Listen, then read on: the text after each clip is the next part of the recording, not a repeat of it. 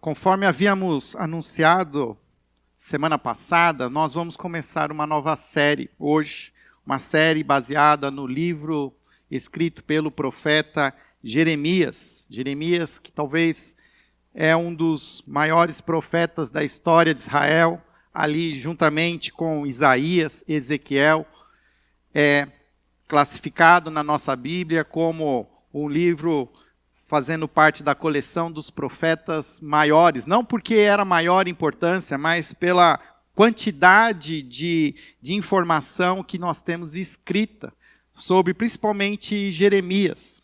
Eu tenho aqui uma introdução escrita pelo pastor Eugene Peterson, na sua Bíblia de Estudo a Mensagem, e ele diz assim sobre Jeremias: a vida e o livro de Jeremias são singulares.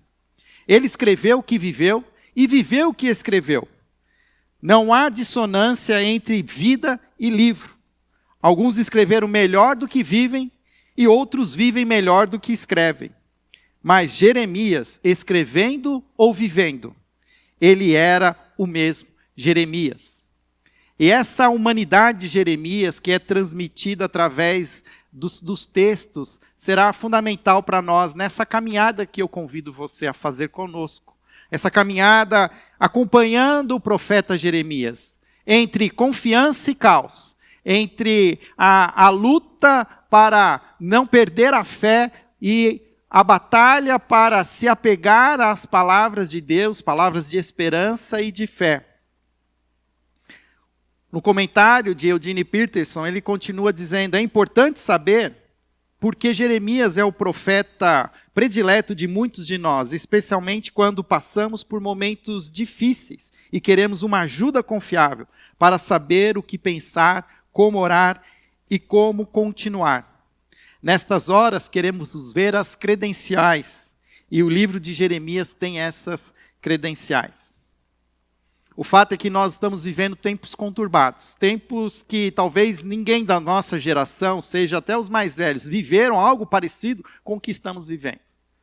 Achávamos no ano passado que seria uma tempestade, mas essa tempestade tem permanecido por mais tempo e talvez não é uma tempestade, mas já é um novo clima, já é uma nova situação, é um novo ambiente que nós vamos precisar nos adequar e que pode até haver melhoras, mas tudo leva a crer que já passamos agora para um novo momento nesse início do século XXI, talvez será marcado como o início de um processo de transformação radical da sociedade, não só da sociedade brasileira, mas da sociedade mundial.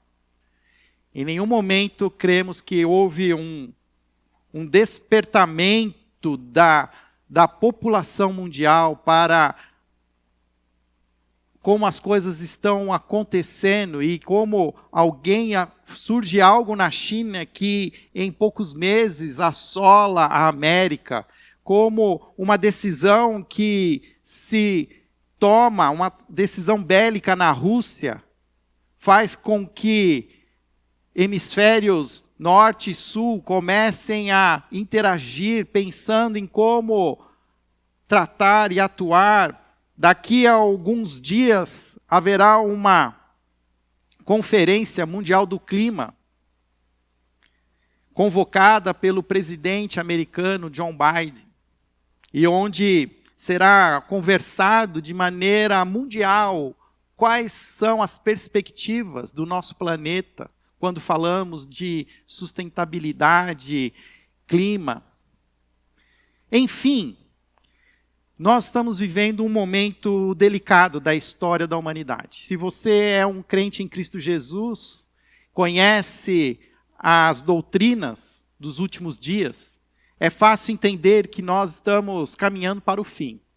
A cada dia que passa, aquele relógio, ele caminha mais um ponto para o dia da volta de Cristo.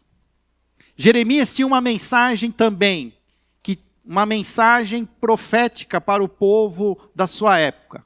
Não era uma mensagem de paz, na verdade era uma mensagem de juízo, uma mensagem difícil de ser inclusive digerida.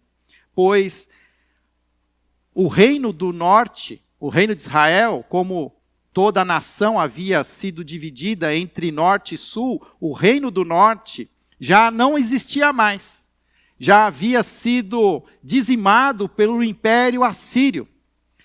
E agora existia somente um pequeno reino de Judá, com a capital em Jerusalém. 2 tribos, Benjamim e Judá, ainda eram preservadas. Eram vassalos do reino do Império Assírio, mas por causa de acordos políticos, eles continuavam tendo uma certa independência, uma certa liberdade. Mas, apesar de todo essa paz, o clima não era um dos melhores também na época de Jeremias.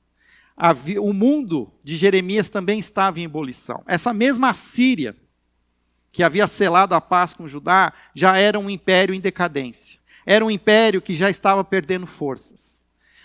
Mais ao sul de Judá, existia um grande império que sempre foi um calcanhar de Aquiles, vamos dizer assim, de Judá, que era o grande império egípcio.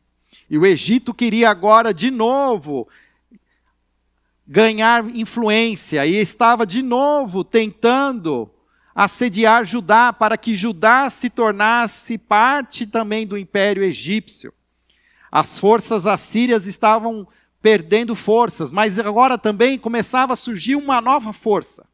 Uma nova força, se a Síria ela está localizada ali onde hoje é o Iraque, a Babilônia, que era esse novo poder, estava mais ali ao lado do Irã. Ali é uma região da Pérsia. A Babilônia, com o grande imperador Nabucodonosor, estava começando a ganhar forças, estava se colocando de frente ao poder da Síria. E o reino de Judá no meio de tudo isso. Começa a haver um enfrentamento de forças, e Judá tentando ali se manter viva, sobreviver. E nós vamos então ver Jeremias. O que acontece quando tudo que você crê e tudo que você vive é esmagado pelas circunstâncias? Às vezes, e quando isso acontece, qual é o efeito da catástrofe em nós? Se nós lermos Jeremias, nós vamos entender que momentos assim servem para reformular a nossa vida. Servem para que nós voltemos a nos reharmonizar com o próprio Deus. De ajustarmos o foco, como nós dizemos aqui, com o próprio Cristo. Momentos assim são oportunos para que nós comecemos a entender quem de fato é Deus, do jeito que Ele é, e não do jeito que talvez nós gostaríamos que Ele fosse, com a sua soberania, com a sua vontade, com os seus desejos. Qualquer pessoa que vive uma época conturbada vai procurar apoio de companheiros que já tenham passado por experiências semelhantes, querendo fazer o que estas pessoas fizeram, como sobreviveram e como estão vivas. Na busca de um companheiro que tenha passado por aflições, catástrofes e sobrevivido a estas com graça, muitos dos que procuram na Bíblia um livro de referência têm optado por Jeremias, acolhendo-o como esse companheiro verdadeiro e honesto que revela a Deus nas épocas mais difíceis. Eu convido você a abrir o livro de Jeremias. Vamos ler essa história que une a vida do profeta e a vida do reino de Judá. Um reino que estava ameaçado. Um reino que agora estava recebendo a palavra profética de Jeremias. E nós vamos ver juntos. O capítulo 1 de Jeremias é um capítulo onde nós vamos ver o chamado do profeta. O início da carta, do texto de Jeremias, do livro de Jeremias, ele começa com o versículo 1 dizendo: as palavras de Jeremias, filho de Euquias, um dos sacerdotes de Anatote, no território de Benjamim. A palavra do Senhor veio a ele no 13º ano do reinado de Josias, filho de Amon, rei de Judá, e durante o reinado de Joaquim, filho de Josias, rei de Judá, até o 5º mês do 11º ano de Zedequias, filho de Josias, rei de Judá, quando os habitantes de Jerusalém foram levados para o exílio. A riqueza de detalhes do livro de Jeremias é muito bom, porque ajuda-nos a entender com detalhes toda a realidade que vivia Jeremias. Jeremias, nessa primeira introdução, já nos diz que o tempo profético, de ministério profético de Jeremias durou aproximadamente 47 anos. Aproximadamente aos 18 anos, nós vamos ver o que é conhecido como o chamado de Jeremias, a partir do versículo 4. Jeremias tinha 18 anos de idade, ainda um jovem para a cultura da época. Tanto que quando Deus fala com ele, ele não se sente preparado. E Deus empodera Jeremias e diz: eu quero que você seja a minha voz. E a minha voz, a quem eu der a minha voz, eu vou cuidar, eu vou manter-te firme. E é interessante que nessa visão que Jeremias tem, no versículo 13 do capítulo 1, diz: a palavra do Senhor veio a mim pela segunda vez, dizendo: o que você vê? E eu respondi: vejo uma panela fervendo, e ela está inclinada do norte para cá. Aqui nós vemos também toda essa movimentação geopolítico. A crise geopolítica está se aquecendo e vai chegar ao ponto da fervura. E historicamente o que acontece? O que Jeremias está vendo? Ele está vendo que vai haver com o enfraquecimento da Assíria, a Babilônia começa a vir para enfrentar a força que ainda existe no Egito. E o Egito vem também com a sua força para tentar lutar contra a Babilônia. E no meio disso tudo está Judá. E no primeiro momento a história vai nos dizer que há uma derrota do Egito. O Egito perde a sua força. E ao perder a sua força, e nessa luta, há uma primeira invasão desse império que vem do norte, babilônico, até Judá. E nesse momento há a história que nós conhecemos, relatada pelo próprio livro de Daniel, quando Nabucodonosor, invadindo Jerusalém, leva cativo os primeiros judeus para viver na Babilônia. E então, nessa primeira invasão, nós sabemos que Daniel foi morar lá na Babilônia, mas ainda ficou-se ali uma política na tentativa de se manter o mínimo possível de um governo ainda judeu. Mas a história vai contar que vai existir uma última invasão, total e definitiva, que vai assolar com Jerusalém, que vai destruir os muros de Jerusalém, e vai inclusive destruir o templo que foi construído por Salomão, onde ele será todo demolido e pilhado, sendo levado todos os materiais nobres para a Babilônia. O que Jeremias vê quando ele olha essa panela fervendo é exatamente essa anunciação profética de que o juízo de Deus está chegando. O juízo de Deus vai avançar e ser derramado através dessa panela fervendo que está inclinada do norte para o sul. E é esse contexto que nós vamos ver agora, a primeira mensagem que Deus manda Jeremias entregar para Israel. Esta primeira mensagem, ela se encontra já no capítulo 2.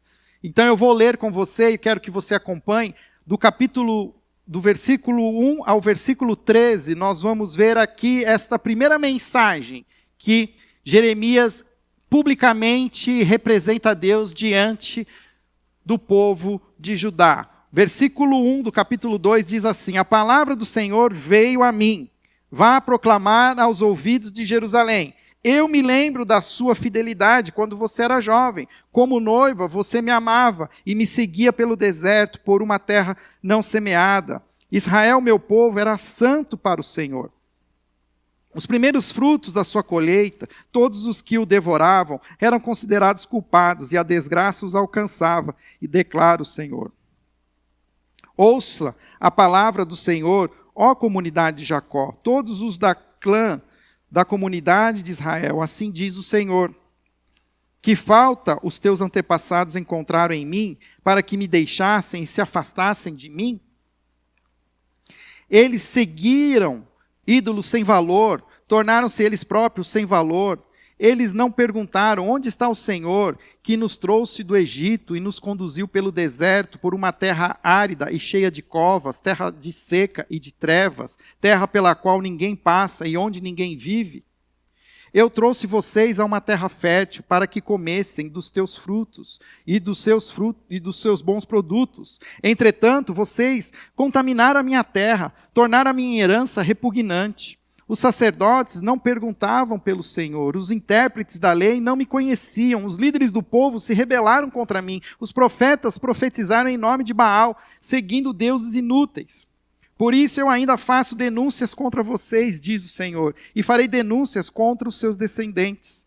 Atravessem o mar até o litoral de Chipre e vejam, mande observadores a Quedar e reparem de perto e vejam se alguma vez aconteceu algo, alguma nação já trocou os seus deuses. E eles nem sequer são deuses, mas o meu povo trocou a sua glória por deuses inúteis. Espantem-se diante disso, ó céus, fiquem horrorizados e abismados, diz o Senhor. O meu povo cometeu 2 crimes, eles me abandonaram, a mim, a fonte de água viva, e cavaram as suas próprias cisternas, cisternas rachadas que não retêm água.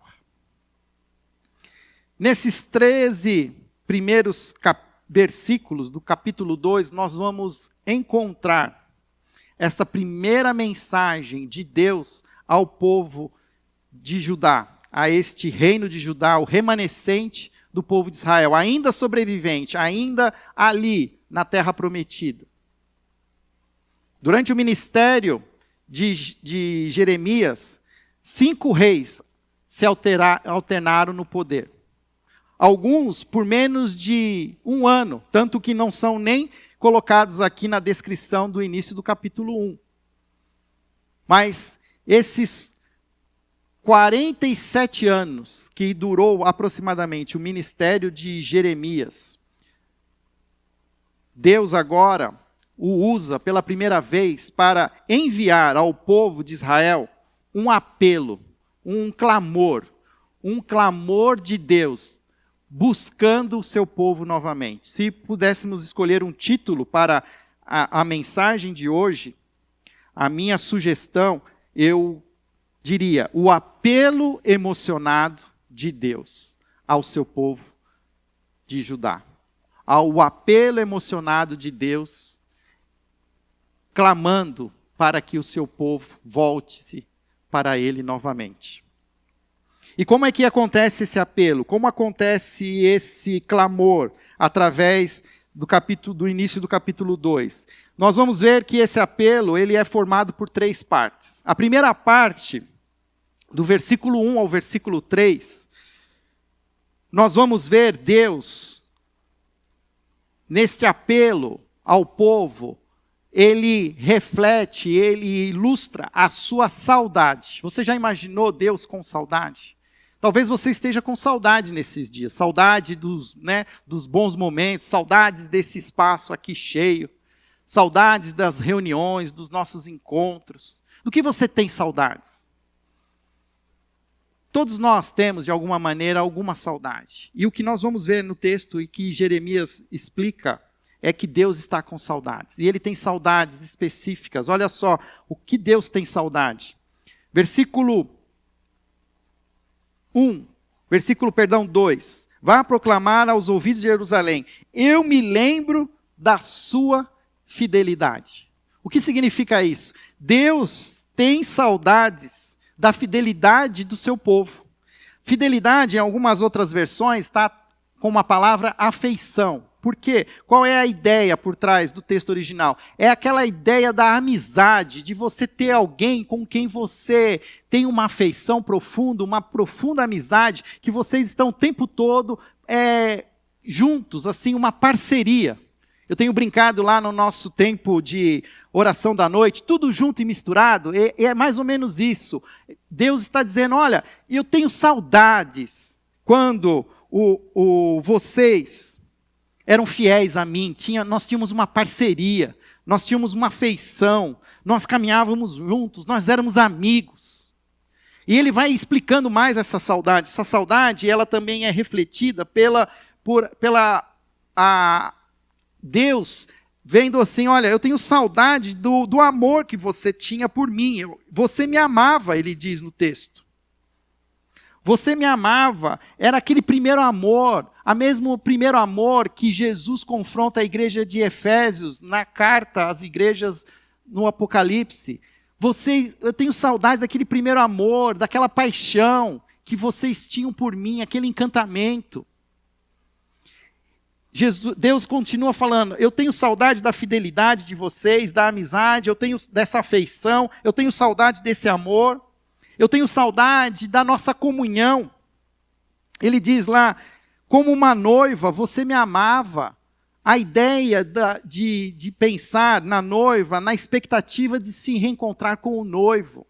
Nos preparativos para a cerimônia, para o matrimônio, você fica com a cabeça toda pensando naquilo, focada. Quando vai acontecer? Eu tenho visto alguns casais, eu tenho acompanhado alguns noivos da nossa igreja, que também estão aí angustiados, porque eles marcam a data do casamento, aí nós entramos num momento de restrição. E aí eles ficam pensando, então vamos ter que jogar um pouquinho para frente, será que vai dar? Será que a gente espera? Aquela angústia, por quê? Porque tem o desejo da celebração, do encontro. E Deus fala isso de Israel, eu tenho saudade disso, eu tenho saudade quando vocês ficavam planejando esse encontro comigo, como a noiva que planeja o seu encontro com o noivo. E ele continua, eu tenho saudades de quando você me seguia no deserto. Olha o que ele diz. Você me seguia pelo deserto por uma terra não semeada. Ou seja, eu tenho saudade quando você confiava em mim. Porque mesmo quando vocês caminharam pelo deserto, havia uma coluna de fogo à noite, uma coluna de nuvens de manhã, e que cuidava de vocês. E vocês se sentiam seguros comigo. Nós andamos naquele deserto e a roupa de vocês não se deteriorou, os sapatos dos seus pés, as sandálias não se desgastaram. Eu tenho saudade daquele tempo no deserto. Não é incrível a gente pensar que Deus tem saudade do tempo em que o povo de Israel, ainda no início da sua formação como nação, era ali, na verdade, o momento mais íntimo que Deus teve com o povo. E Deus evoca esse momento. Então eu tenho saudade dessa fidelidade, dessa afeição, desse primeiro amor. Eu tenho saudade dessa comunhão que vocês, como noiva, têm na expectativa de me encontrar. E pensa num casal, né, que não tem pressa de se separar, mas quer ficar o mais tempo possível juntos. Eu tenho saudade de quando você me seguia no deserto, andava com confiança e experimentava da minha provisão e da minha proteção. Olha como Deus vai mostrando o quanto Ele, hoje, está saudoso por esse relacionamento com Israel. E Ele diz, por último, eu tenho saudade do tempo em que você era santo. Ele diz, Israel, meu povo, era santo para o Senhor. Era um povo consagrado, era dedicado. Ele não se misturava com coisas inúteis. Ele tinha um foco bem definido. Mas hoje não é assim. Hoje vocês permitiram que ídolos viessem para dentro de Jerusalém. Existem espaço para culto, para outros deuses. Mas eu tenho saudade quando vocês eram puros, quando vocês eram consagrados, quando o coração de vocês era todo meu. Essa primeira parte, nós vamos ver então esse apelo de Deus pelo povo de Israel a partir da evocação dessa saudade. Eu tenho saudade daquele primeiro amor, daquele primeiro tempo. Eu fico pensando em nós, igreja. De novo eu faço a pergunta, do que você tem saudades? Será que nós estamos tendo saudades dos nossos ritos religiosos? Nós estamos tendo saudades dos nossos programas? Será que nós estamos tendo saudade de fazer parte de uma comissão, de estarmos, de alguma maneira, fazendo algum papel na igreja? Ou nós estamos, de fato, tendo a mesma saudade que Deus tem? Porque o que Deus está nos mostrando é que Ele tem saudade de se relacionar conosco. Será que esta pandemia tem diminuído o meu amor por Deus? Será que as circunstâncias que estão ao redor estão me esfriando o meu coração, o meu amor, a minha paixão? E hoje eu inclusive duvido que Deus é o mesmo Deus que preservou o povo de Israel no deserto, que cuidou com provisão e segurança. Será que hoje eu duvido? Será que hoje eu já apelo para outros deuses, para outras mandingas, né, para outras simpatias? Será que nós estamos entendendo que existe um Deus que está buscando se relacionar pessoalmente comigo e com você? Que não é através de ritos religiosos, não é através de um culto neste lugar, mas através de um relacionamento pessoal, íntimo, diário, intenso, de dedicação, como uma noiva apaixonada anseia por ficar o tempo todo que ela puder com o seu noivo? Ou será que nós estamos nos esfriando? Nós estamos num momento agora muito peculiar, que nós não podemos, inclusive, nem estarmos todos aqui se quiséssemos. Mas nós já tivemos algumas experiências de poder trazer mais pessoas para cá. E eu tenho percebido que algumas pessoas que não podem vir, não estão vindo, mas eu vejo muitas pessoas que poderiam estar aqui e não vêm. E eu fico pensando, será que quando nós começarmos a voltar, nós estaremos ansiosos pelo domingo, pelo dia do Senhor, por dedicar o nosso tempo a Ele, de colocarmos e prestar culto? Eu vejo às vezes a gente tão animado para acordar cedo, para andar de bicicleta, tão animado para fazer outras coisas.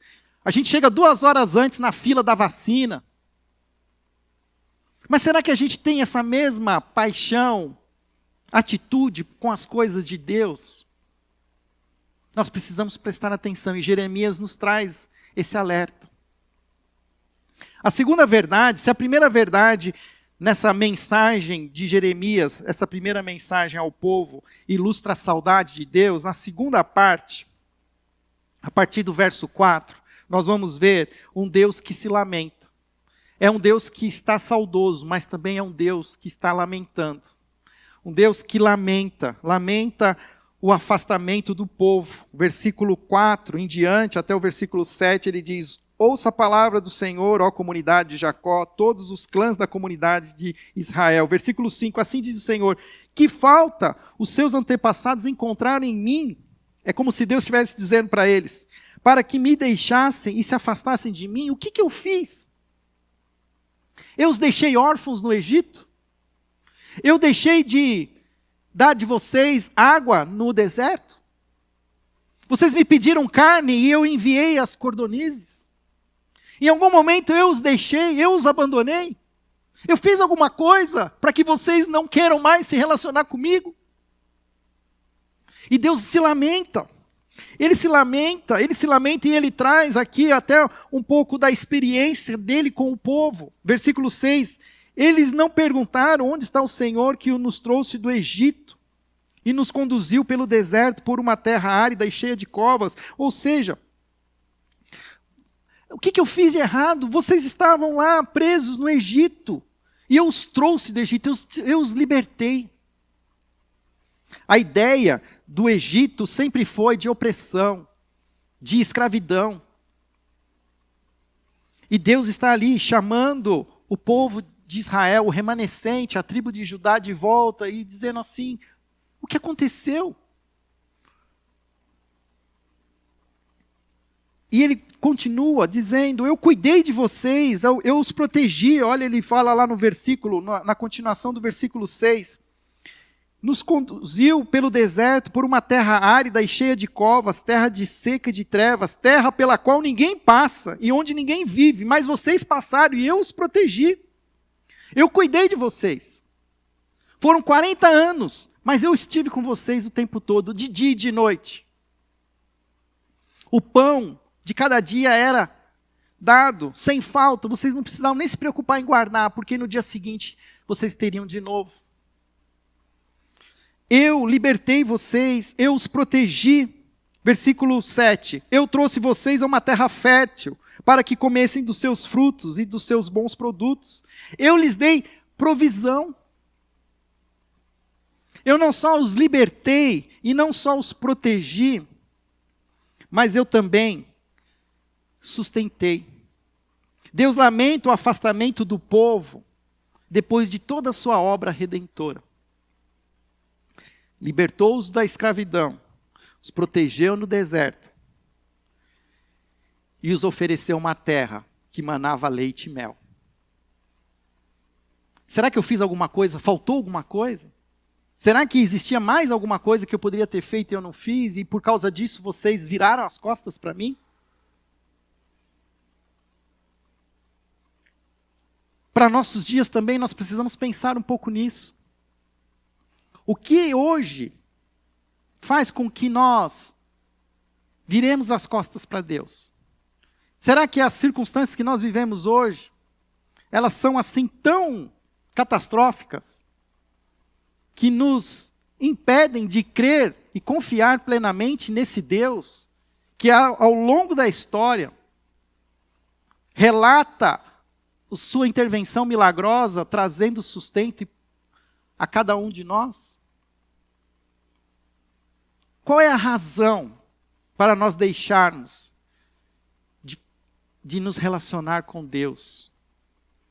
E muitas vezes o que acontece é que, comparada à experiência de Israel, muitas vezes a prosperidade que Deus tem nos dado tem sido motivo para nos afastar dele. Ou seja, quantas vezes as dádivas de Deus são preferidas em detrimento do Deus das dádivas.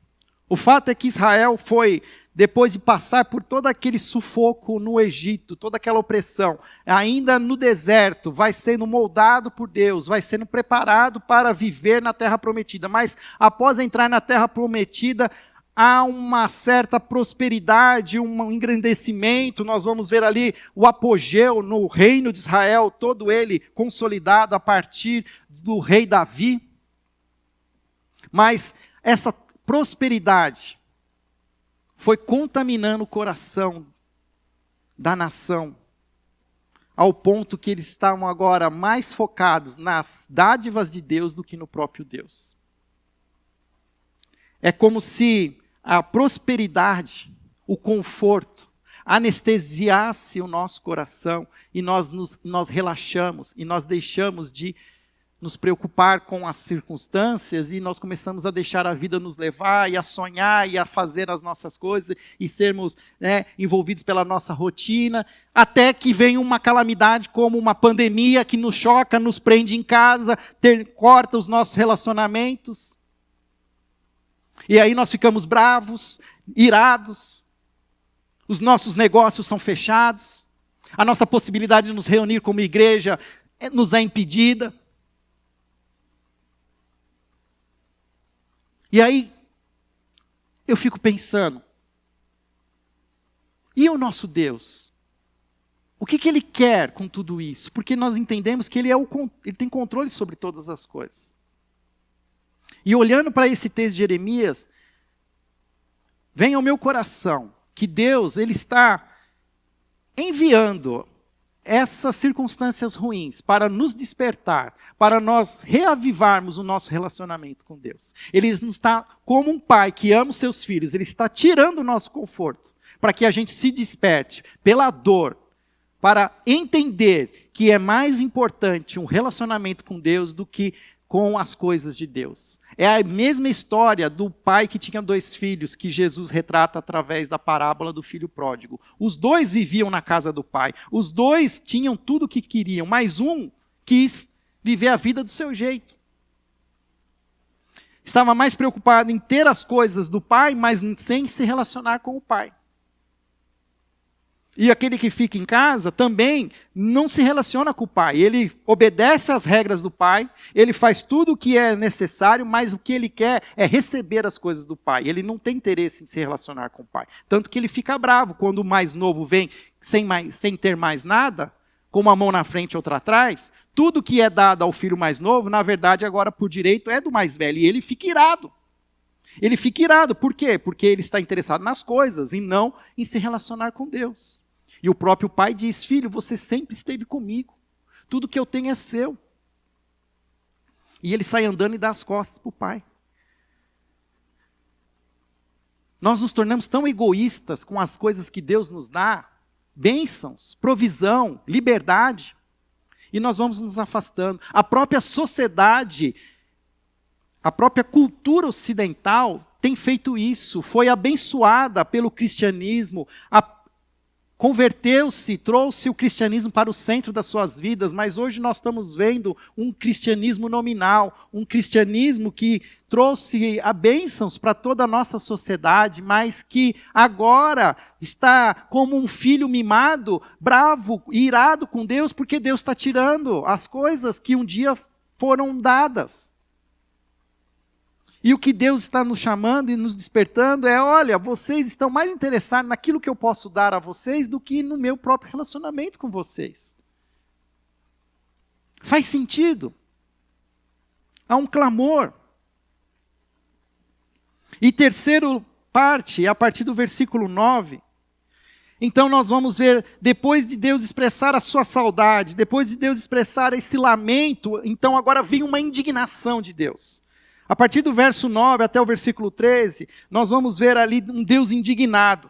Um Deus indignado por primeiro motivo, porque o povo de Deus se tornou mais infiel do que os próprios povos pagãos. Ele faz até uma pergunta, versículo 10. Ele diz assim: atravessem o mar até o litoral do Chipre. Vejam, mandem observadores a Quedar. Vão até os limites que vocês conhecem.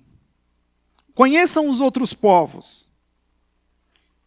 Mantenham observadores e reparem de perto. Vejam se alguma vez aconteceu algo assim. Alguma nação já trocou os seus deuses. E eles nem sequer são deuses. Mas o meu povo trocou a sua glória por deuses inúteis. Agora nós estamos vendo esse Deus que está indignado, depois de tudo que foi feito. Eu nunca vi nenhuma nação pagã trocar de deuses. Nós temos um missionário, um casal de missionários na Tailândia. Tailândia é considerado o maior país budista do mundo. E eles se orgulham por ser uma nação milenar, que nunca foi invadida e de alguma maneira foi dominada por algum outro império. Então eles mantêm lá suas tradições milenares, e o budismo é uma tradição milenar, passa de filho para pai há milênios de anos. E nunca você viu alguém trocando de religião. Eles mantêm-se fiéis. E o que nós temos visto é que o povo de Deus, ele tem trocado o Deus verdadeiro por deuses falsos. Você e eu já devem ter ouvido até histórias de pessoas que eram crentes em Cristo Jesus e que agora estão vivendo vidas, abrindo corações para misticismos, para idolatrias, feitiçarias, macumba, se envolvendo com forças ocultas, com magia, se envolvendo com esses deuses falsos. E Deus aqui, ele lamenta, eu nunca vi. E aí a gente às vezes vê alguns exercícios, vê as pessoas que se sacrificam, caminham dezenas de quilômetros para se encontrar com seus deuses, com os seus ídolos. fazem aquelas romarias pelas estradas, caminham de joelhos, subindo escadas, fazem tudo que podem por aquelas imagens. E eles nos envergonham, porque nós, os que conhecemos o Deus vivo, não estamos nos empenhando. Nós não somos hoje exemplo de devoção ao Senhor. Nós não estamos hoje clamando ao Senhor, pedindo a Ele que nos dê condições para prestarmos culto a Ele. Nós estamos até nos confortáveis, assistindo, agora aos nossos cultos de pijama. Quando imaginou que a gente podia fazer isso? Tem o seu conforto, tem o seu lugar, mas isso devia ser uma exceção, não uma regra. Sair, se expor, viver Cristo em lugares onde Cristo não existe. Os nossos corações hoje, nós sonhamos com viagens, com a conhecer outras culturas, para ganhar conhecimento e adquirir experiências. Mas nós hoje não ficamos olhando, por exemplo, uma Tailândia como um local onde nós poderíamos compartilhar o Evangelho, mas um lugar que a gente podia conhecer um pouco mais do budismo. Eu gosto muito de montanhismo. E eu tenho acompanhado agora algumas expedições brasileiras que estão a caminho do cume do Everest. Nesse momento do hemisfério norte, na primavera, é o melhor momento para se chegar ao cume do Everest. E é interessante ver os ocidentais caminhando ali pelas trilhas do Nepal e tendo ali todas aqueles templos budistas, aqueles monumentos, aquelas construções dedicadas ali à cultura local. E eu vou olhando aqueles alpinistas, muitos deles formados numa cultura cristã, eles vão se simpatizando, e você vai vendo os relatos, participamos agora aqui de um cerimonial com um iluminado aqui que nos apresentou umas palavras e nos trouxe uma bênção para a gente subir a montanha. E a gente vai achando isso legal, a gente vai achando simpático. E nós devíamos estar assim, buscando aquilo que Deus tem saudade. Assim, não, eu sou diferente, eu não sou isso, eu não dependo disso. Eu não dependo de rituais, eu não dependo de um passe.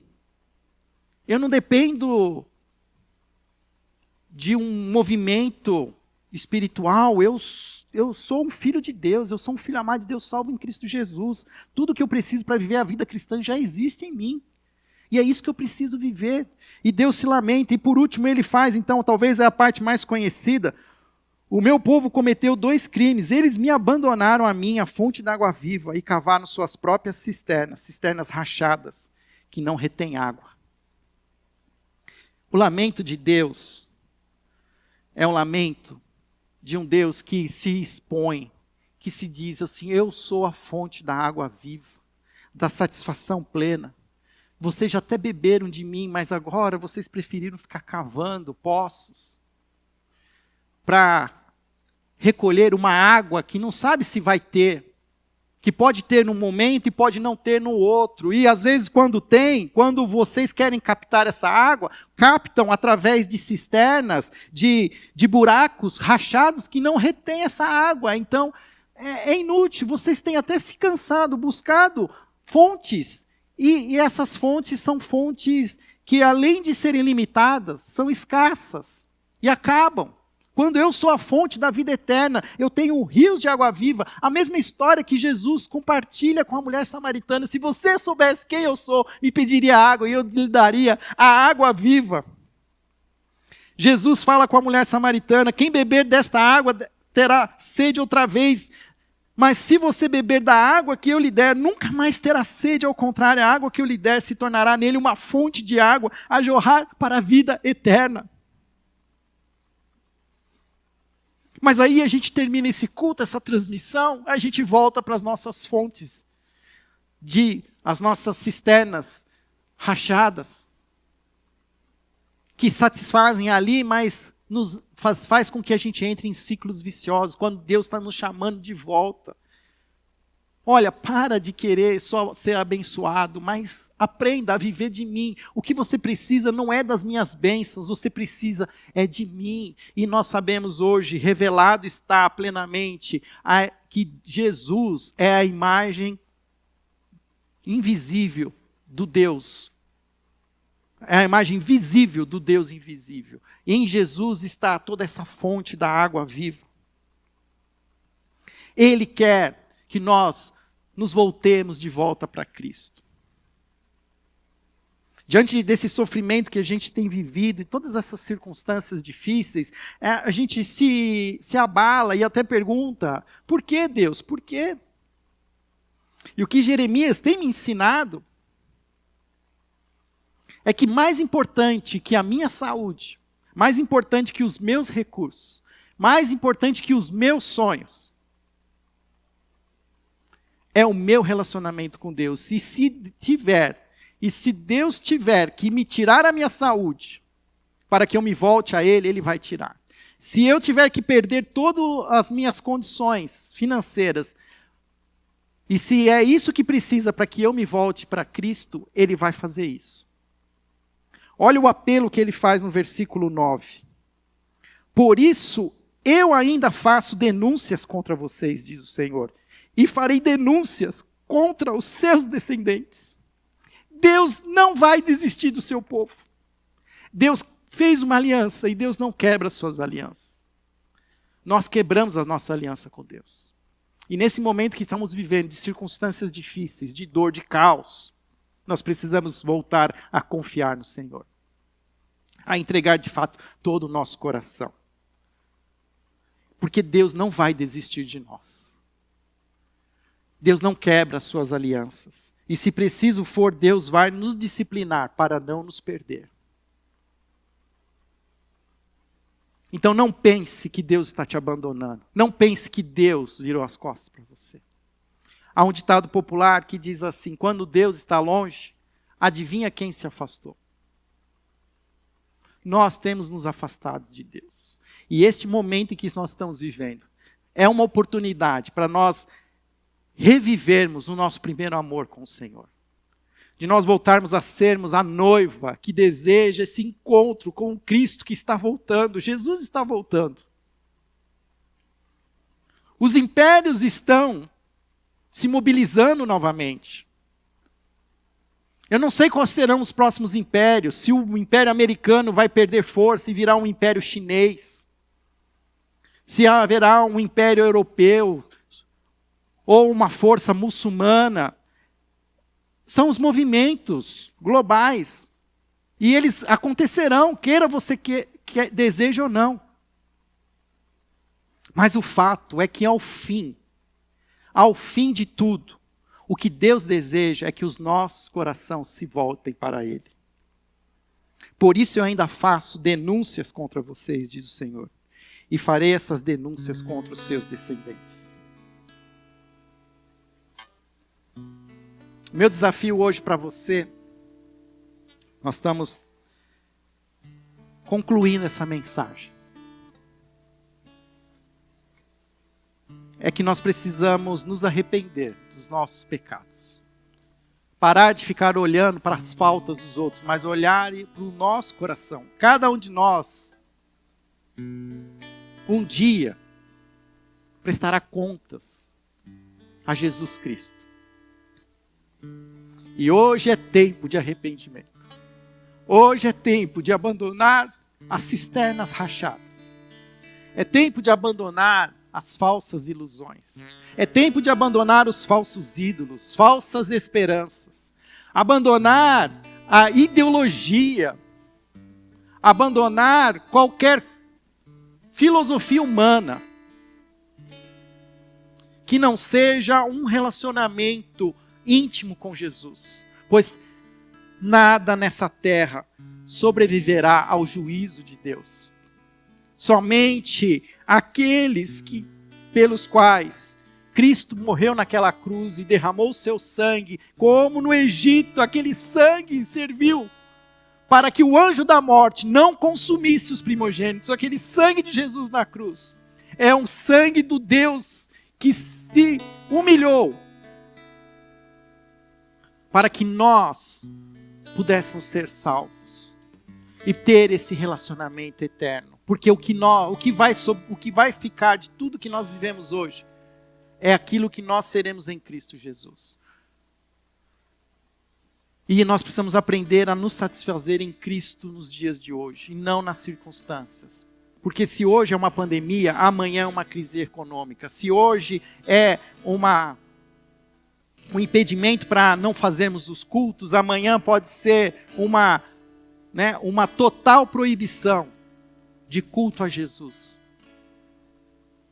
Mas o que vai ficar é o nosso compromisso com Ele, o nosso relacionamento, a nossa lealdade, como Ele diz lá, que Ele tem saudades, a fidelidade, a nossa paixão, a nossa afeição. Provérbios 28:13 diz assim: quem esconde os seus pecados não prospera, mas quem os confessa e os abandona encontra misericórdia. Essa primeira mensagem, o desafio que eu tenho para você é: reconheça a sua idolatria. Reconheça as cisternas rachadas que você tem buscado beber água. Volte-se para Cristo. Volte-se para a fonte da água viva. Arrependa-se dos seus pecados. Confesse-os, abandone, e você encontrará misericórdia. João 7,38 diz: quem crer em mim, como diz a Escritura, do seu interior fluirão rios de água viva. E é esse rio de água viva que Deus tem para nós em Jesus Cristo. Que possamos vivê-lo plenamente, satisfazermos nele todos os dias, todas as manhãs, tardes, noites, que o nosso desejo, a nossa paixão seja revivida através do poder do Espírito Santo, para que a gente possa se entregar plenamente ao Senhor, independente das circunstâncias. Senhor, obrigado por esta manhã. Continua falando aos nossos corações, meu Deus, através do profeta Jeremias. Que assim como naquele momento ele confronta, Senhor, uma nação que depois de ter experimentado tanto do Senhor, agora estava, Pai, mais confiante em tratados políticos e envolvimentos idólatras do que com o próprio relacionamento genuíno com Deus. Por isso eu clamo por mim, ó Pai. Que o Teu Espírito Santo me confronte, me convença do meu pecado, me convença das cisternas rachadas que eu ainda continuo insistindo em me satisfazer. Mas com a força do Teu Espírito Santo, que eu tenha coragem de abandonar, Senhor, essa falsa esperança e colocar toda a minha fé e a minha esperança, a minha confiança em Jesus Cristo. Essa é a nossa oração e assim nós oramos, em nome de Jesus. Em nome de Jesus. Amém.